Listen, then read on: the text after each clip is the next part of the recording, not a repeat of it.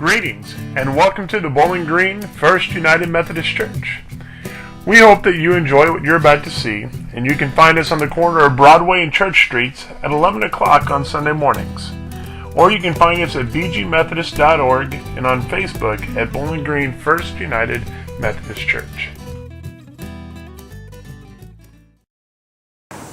Those of you watching this video, this is a re-recording because I had camera problems the first run on Sunday morning, so this is me re-preaching the sermon from April 10th. We are in the book of Job. We're going to spend the next couple of weeks in there. There's one thing that always catches our attention when we look at the book of Job. Right from the start, it really just kind of sits up and it grabs us. And it's because it's a little bit different than things we were expecting. And we aren't ready for, and we aren't used to. And so we've got to deal with some of those things at the start. Whenever we look at Job, is to look at and understand and try and deal with those unexpected things. And well, the first part of that unexpected thing that we're going to look at may best be described like this. Yeah, but before we begin, let us take a trip down south, where we shall meet some very strange tourists.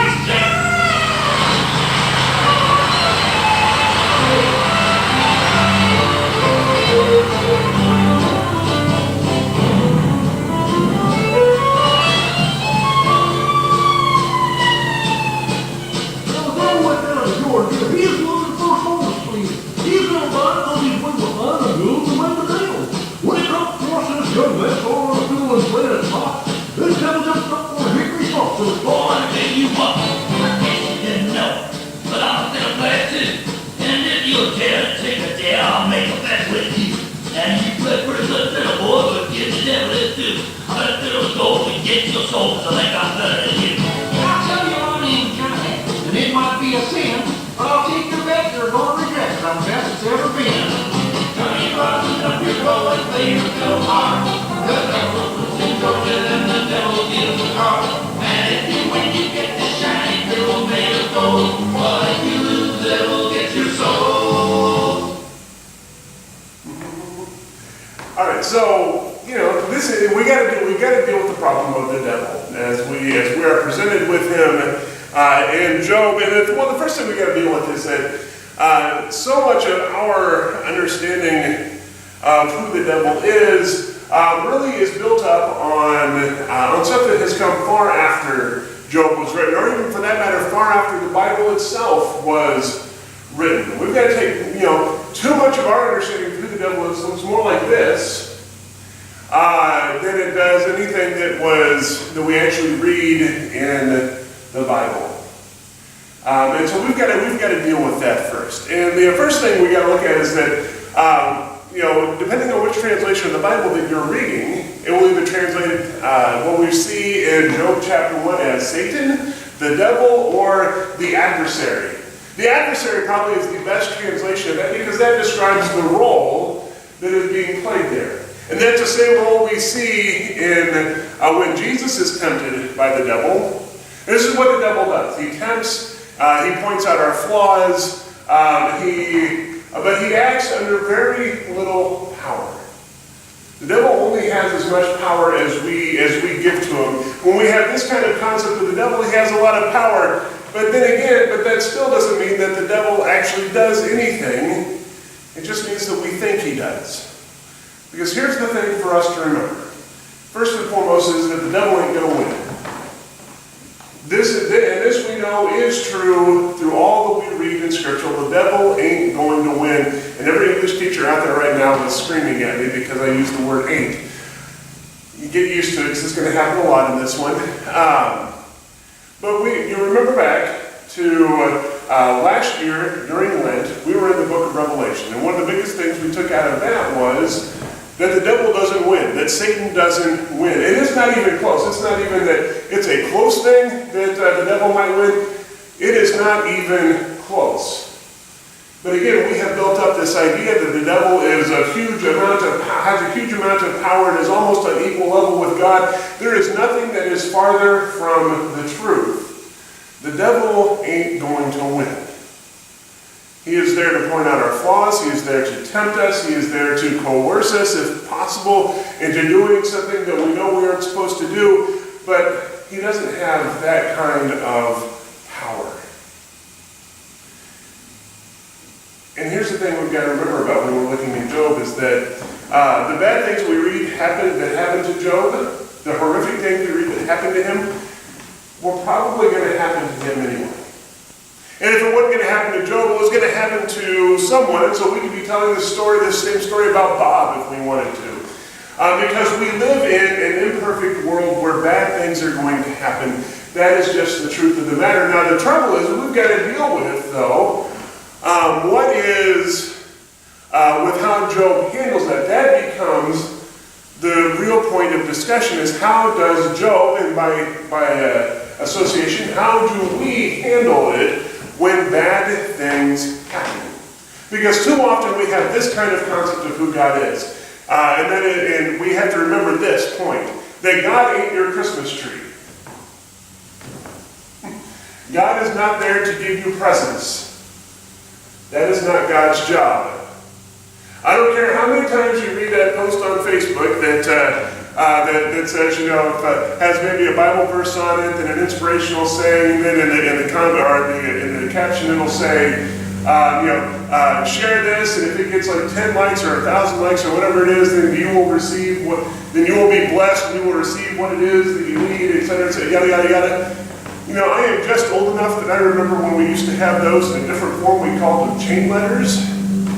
They have just about as much, those Facebook posts have just about as much effect as chain letters did.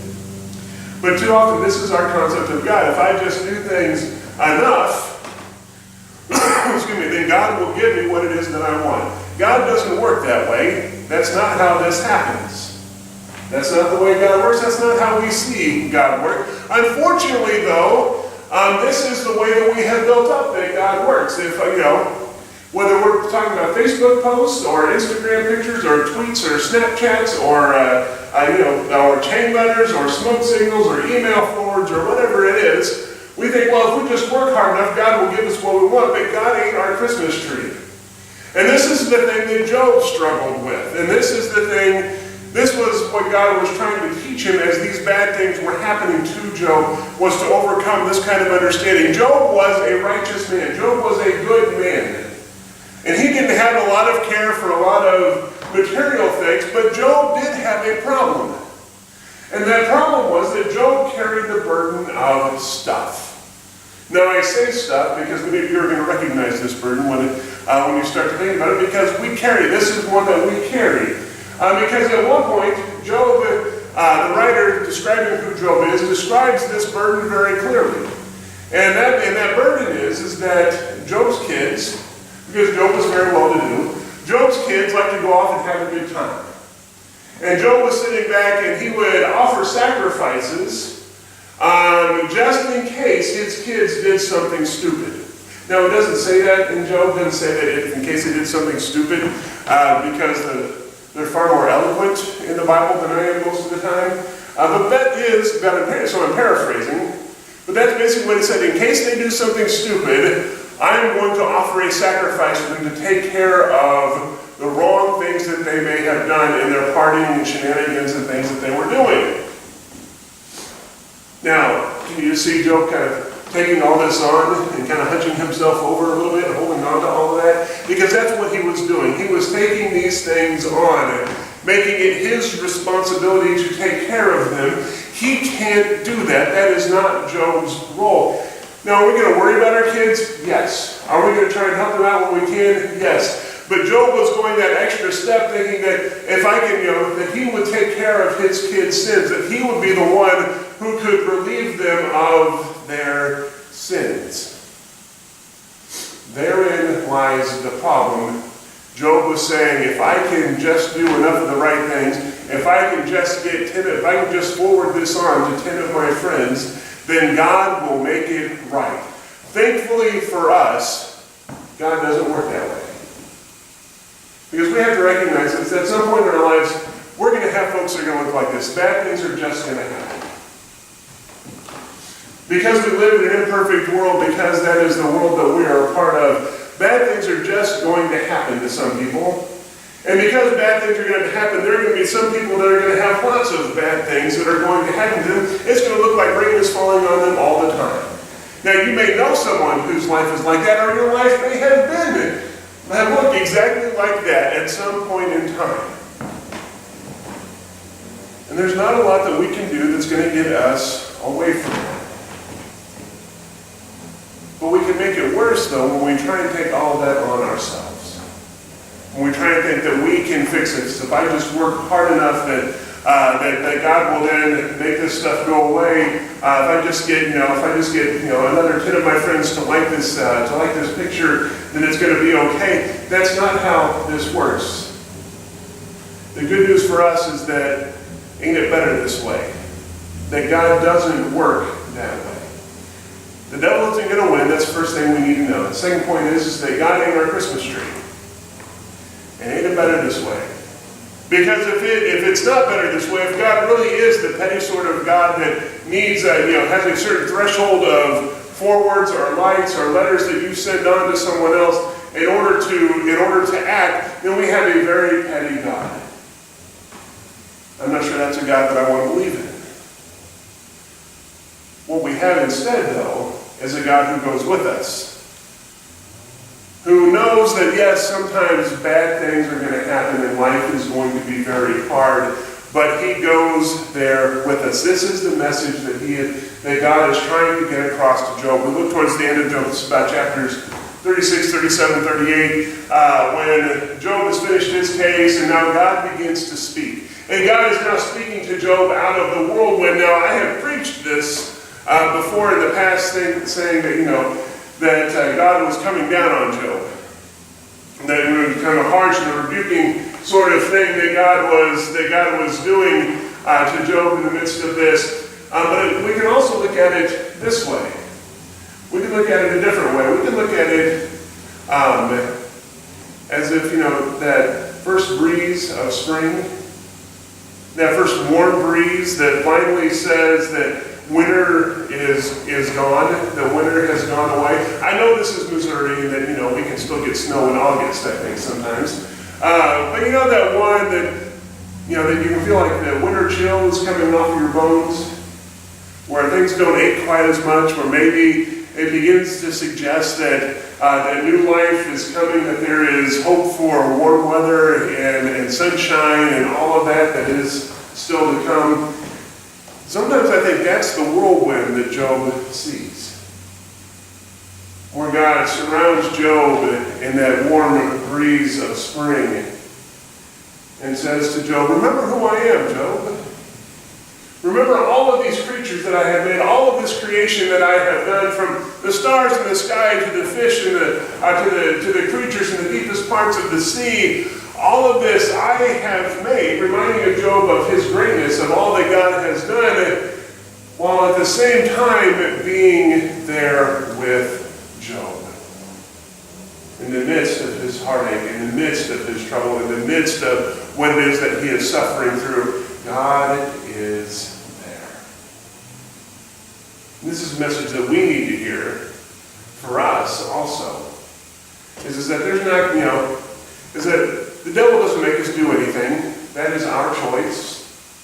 We do that. Now, sometimes we may be pushed into things. We may not want to do it. There are all sorts of things that go on with it, but that's not the devil doing that. The devil tempts. The devil points out our flaws. The devil may coerce us a little bit, but that is ultimately our choice. But thankfully, we don't have a God who works like a Christmas tree or works like, doling out punishments because we don't do things in exactly the right way all the time. Because we live in a better world than that. We live in a world where God comes, goes with us, strengthens us, helps us to come through the hard times, even if it feels like we are in a constant state of rain and nothing is going right at all and everything is going wrong. God is still there with us. And I think this is what Job finally realized, because when he responds to God, we see Job doing something he hadn't done before all of this, and that none of his friends helped him to actually do, which was to grieve and mourn and let go. And finally begin to process process and work through all the things that happened. That is what God lets him do finally. That's what Job needed at that moment. Now, we're going to take a look more at Job next week. We're going to look at the responses friends make. We're going to look at, kind of how we respond to people in times of crisis, and maybe the ways that we should respond, because we don't do that well a lot of times, and we see that come out in Job's friends. So we're going to look at how maybe we should respond in a way that helps to share God's love and God's light, and to be that comforting presence that God calls us to be for folks in a time of struggle. But for now, go remembering these things. The devil ain't going to win, and God ain't our Christmas tree. But ain't it better that way? That we have a God that is greater than that. Go now and be God's children. In Christ's name. Amen.